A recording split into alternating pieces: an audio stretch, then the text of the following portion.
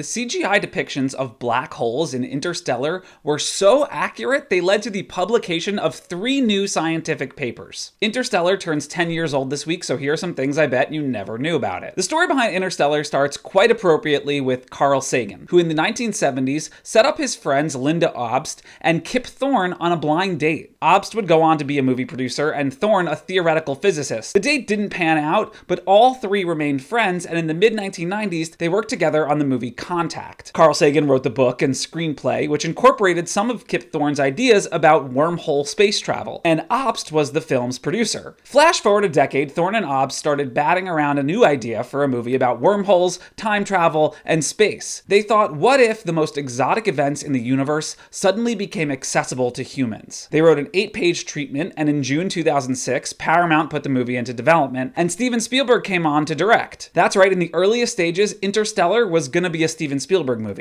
In March 2007, Paramount hired Jonathan Nolan, Christopher Nolan's brother, who also goes by Jonah, to write the screenplay. Jonathan had already written on Memento, The Prestige, and Batman Begins prior to this. He worked on the script for 4 years. As part of his research, he studied relativity at Caltech. He drew real-life inspiration from the space shuttle program ending and NASA lacking the funding to go to Mars, as well as the Dust Bowl of the 1930s and Clark Kent's farm upbringing, while also looking at apocalyptic sci-fi themes in movies like WALL-E and Avatar. In 2009, Spielberg cut ties with Paramount, and so Interstellar needed a new director. Jonah recommended his brother, who officially joined in 2012. Chris Nolan then took a separate script he was writing and merged it into Jonathan's screenplay. He kept his brother's first hour, which was Earthbound, but focused the second half of the movie on space travel. To prepare for the film, Nolan visited NASA and SpaceX and had a lot of conversations with Kip Thorne, who stayed on as executive producer and scientific consultant. Thorne had 2 rules for the movie. Quote, first, that nothing would violate established physical laws, and second, that all the wild speculations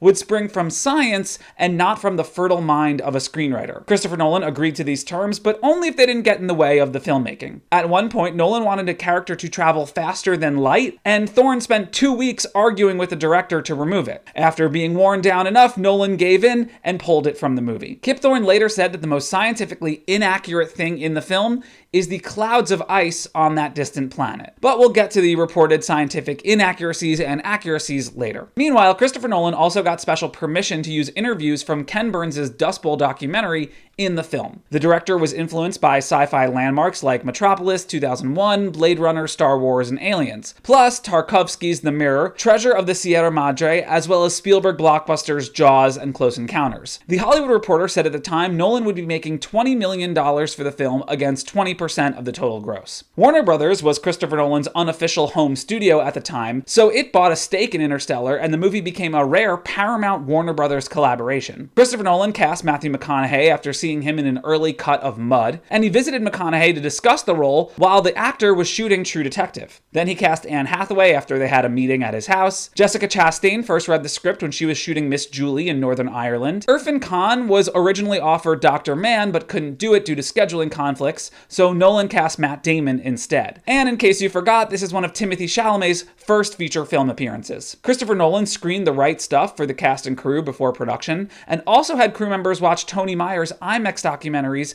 about NASA. He specifically wanted to emulate how those movies were shot with his IMAX lenses. Also during pre-production, production designer Nathan Crowley designed the Endurance spaceship based on the look of the International Space Station. Paramount and Warner Brothers gave Nolan a $175 million production budget. Production began on August 6, 2013 and would take 4 months total. First, they filmed in Alberta, Canada for about a month. Nolan shot the film on 35mm as well as IMAX 70mm, and he used more IMAX cameras on this movie than any of his previous ones. They even retooled an IMAX camera to operate handheld and put one on the nose of a Learjet. Nolan used practical effects wherever possible. For example, the crew planted a real 500-acre cornfield just for the movie because they couldn't find an Alberta location with cornfields and mountains in the background. They ended up selling what was left of the field's output for $162,000. Giant dust clouds were created on location with large fans blowing cellulose-based synthetic dust into the air. And then the production moved to Iceland for 2 weeks, where they filmed the ice and water planets. Anne Hathaway almost suffered from hypothermia while filming a water scene in Iceland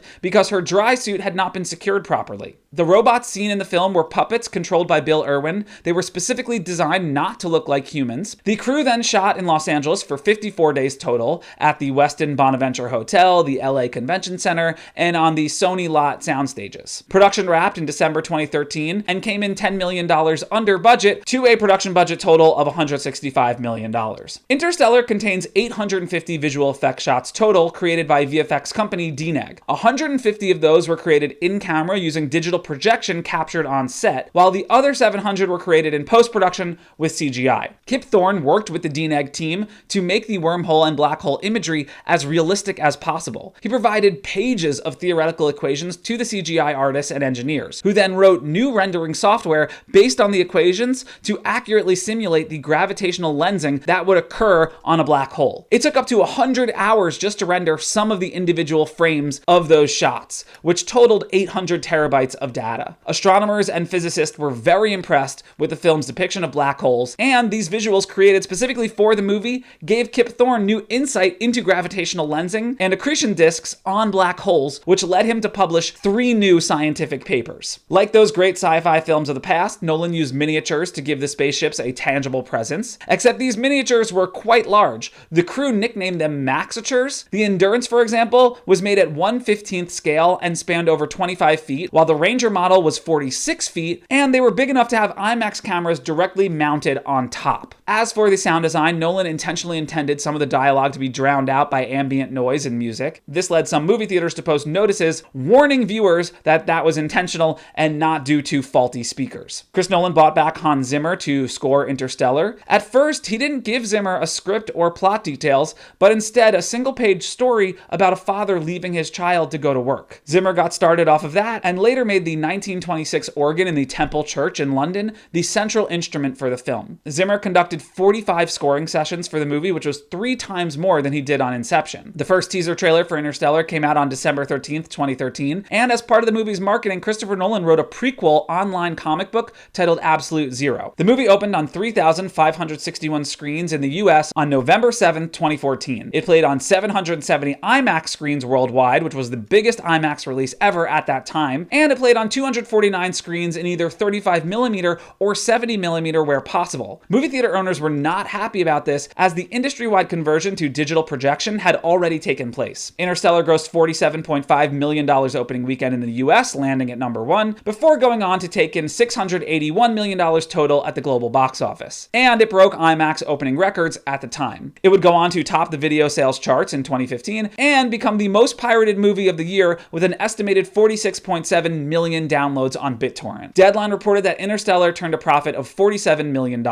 Critics were mostly positive on the movie. Today, 73% of the 375 reviews assessed by Rotten Tomatoes are positive, while it has an 86% from audiences. Quentin Tarantino said, "It's been a while since somebody has come out with such a big vision to things." George R.R. Martin called it the most ambitious and challenging science fiction film since Kubrick's 2001. But some scientists disputed the movie's accuracy. Astrobiologist David Grinspoon said it would have taken millions of years for Earth's oxygen levels to decrease as low as they did in the movie, and he agreed with Kip Thorne that gravity would have pulled down those ice clouds. Meanwhile, Neil deGrasse Tyson said it's theoretically possible to interact with the past via black holes because we don't know what's in black holes. Theoretical physicist Michio Kaku said Interstellar, quote, could set the gold standard for science fiction movies for years to come. And former NASA software engineer Timothy Reyes said Thorne's and Nolan's accounting of black holes and wormholes and the use of gravity is excellent. Interstellar was nominated for 5 Oscars: score, production design, sound editing, sound mixing, and visual effects, but it only took home 1 trophy for visual effects. It also won Best Visual Effects at the BAFTAs and was named one of the top 11 movies of the year by the AFI. Interstellar is currently the 19th highest rated movie on IMDb and number 80 on Letterboxd. In 2020, Empire ranked it number 20 on the list of the best films of the 21st century, and if you haven't seen it, now is your chance because Interstellar is being released on December 6, 2024 in 70mm IMAX